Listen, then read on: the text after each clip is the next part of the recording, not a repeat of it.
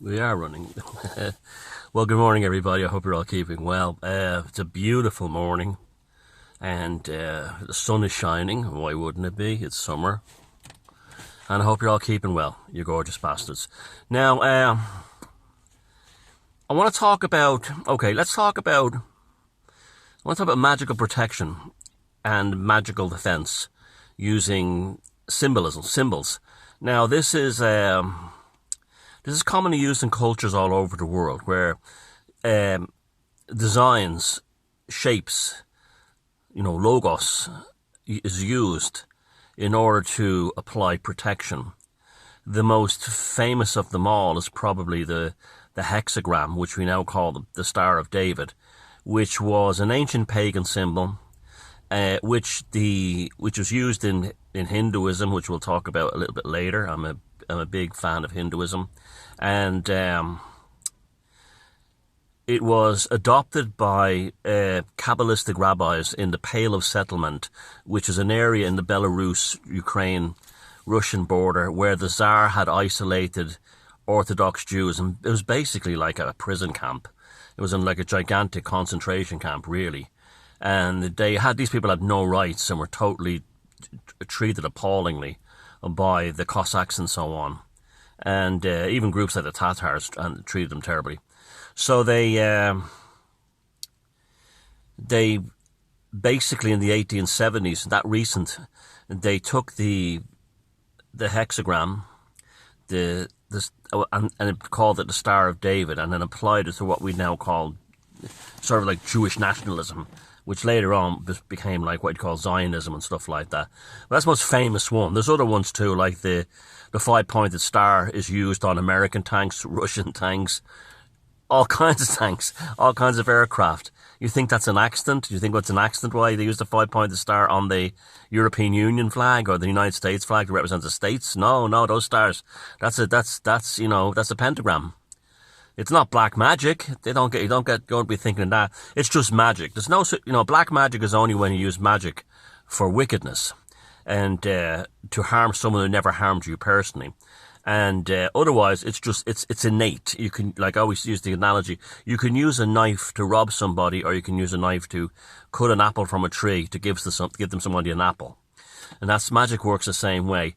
Now, we Irish, being Northern Europeans, are mixtures of different races. Well, not different.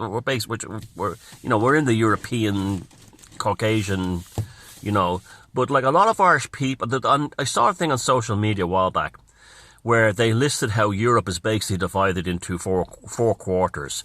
You have Germanic, Latin, Slavic, and then you have the other, like Ugarics and Magyars.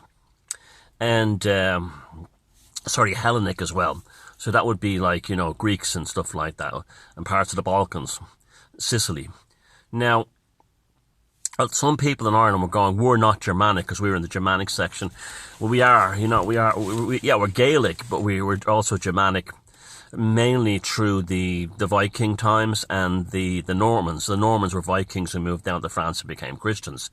So, many Irish people have Norman names. Many Irish people have Norse names, Viking names. Now, although the Vikings didn't conquer all of Ireland, they got what mattered to cities where the population was. And so, for instance, at the time of the Brian Boru, before the Battle of the Boyne, Brian Boru and his army marched up from Munster and they destroyed Thor's Grove, which is somewhere on the north side of Dublin, possibly around Santry, which translates as the old tribe, Shannon Tree, and or the old people, and the old group, the old, that kind of thing, the old community. And my suspicion it was Santry Woods. Now, because that place had a tremendous energy. It probably still has, but when I was a kid before, they've developed apartments around it. That's where I said the fairy grove was, remember? That story the two lads told us they saw a fairy. And so, that's part of our heritage too. You've got like Nordic, Norman. Now, the thing about people often talk about, was there a glorious part in Ireland's history? Yet there was, during the Anglo-Norman period. In the early to Middle Ages, the whole thing, I remember in school they told us more Irish than the Irish themselves. The Normans, the Anglo-Normans were the English were actually complaining, well, the English royals were complaining about it, that the ones who went to Ireland had actually started to speak in Gaelic and dressing and listening to Irish music and reciting Irish poetry, because we're great, that's why. And so they, that became, all you have to do is look at the castles and the field networks. The agricultural output was colossal. You look at the field networks, and the castles built by Irish lords. They call them petty kingdoms, but they were, some of these, like O'Neill, were like literally empires, trading empires that, had, business interests into Spain and France and everything. Ships the lot. This is why they were aligned with the Spanish against the English at the time of Queen Elizabeth. Look, even taking Queen Elizabeth, Lord Essex came to Ireland with being told by the British Crown to suppress the Irish, and in no time he was a paddy.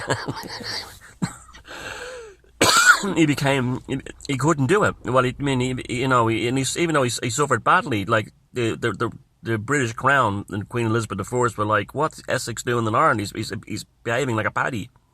So we're a very seductive people, and we have a magical tradition. Just like the Jews have the magical tradition with the hexagram, and then you have you could, considering how it's used in mostly Anglo-Saxon regalia, or well, not necessarily, but I'm just saying the star, the 5-pointed star, the pentagram is used. Again, don't be afraid of it. These are just symbols of this. What happens is it's a psychic consciousness coupling with the symbol that creates a shift in consciousness that allows things to happen. Now, I want to talk about the Ogham and the runes. Now, the Ogham and the runes are both important to Irish people. Like I said, we have Germanic Norse ancestry, so the Elder Furtek is applicable to us. It would have been used in places like Dublin, Limerick, and Cork during the Viking times. And the Ogham, well, that was a very strange one because its history is basically unknown, and it definitely was a cipher used outside the control system because the authorities were using Latin at that time. The authorities were the churches and the monasteries, the abbeys and so on, and they were using Latin. And there's even in the Book of Ballymote, which is 1360, they have listed both the Elder Furtek runes and the Ogham, and they called the Furtek the Ogham of the Vikings. So there was definitely a sense of fear of these things. Why? Because they had magical protection. They were used in magical protection. And we know with the iconoclastic elements of Christianity that this would not have been tolerated at all. Although in Ireland it wasn't too bad, but you would have had genuine awareness of it. You wouldn't have the same kind of phobia that you had in, say, Nordic countries when Lutheranism came along and so on. We were spared of that horror, Calvinism in Scotland. So I want to talk about two symbols that you should incorporate into your life. Now, most Irish people have Germanic blood in them, as well as Gaelic, and that's because of the Normans and the Vikings, and that's a good thing. That's not a bad thing, and we're European people. The Irish are a very European people, and it's a shame really that things like the European Union don't allow us to enjoy our European and Indo-European, especially heritage, without politicizing it. It's a big problem. So, as a kind of a cultural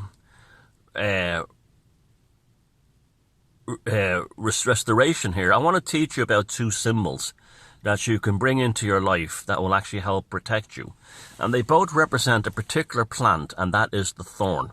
Either the hawthorn or the blackthorn. But they represent not the plant, the tree. They represent the thorn and the protective qualities of a thorn.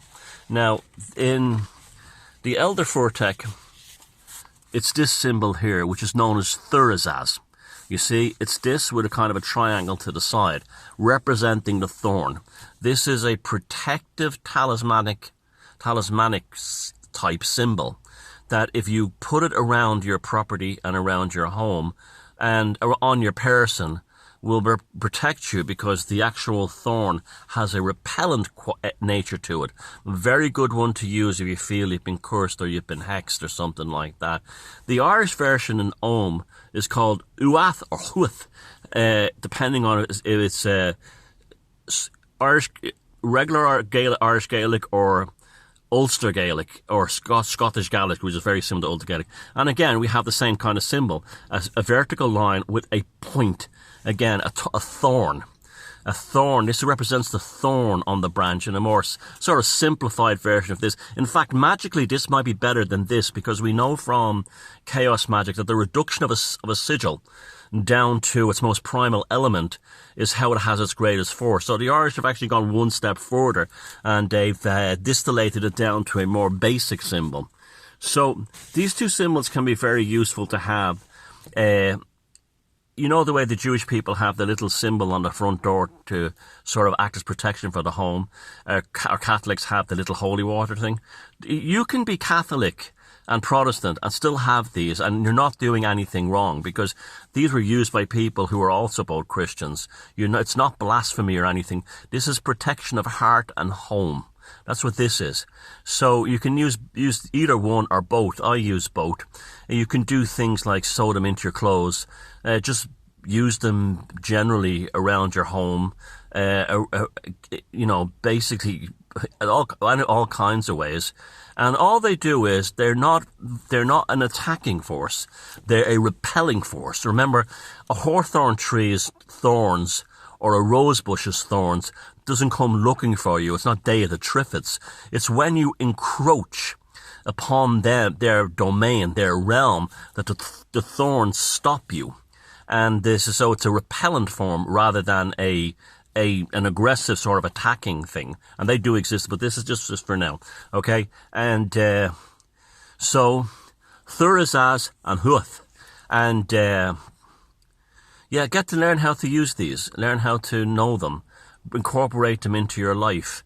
And believe me, they work. They will give you. You see, what happens is they become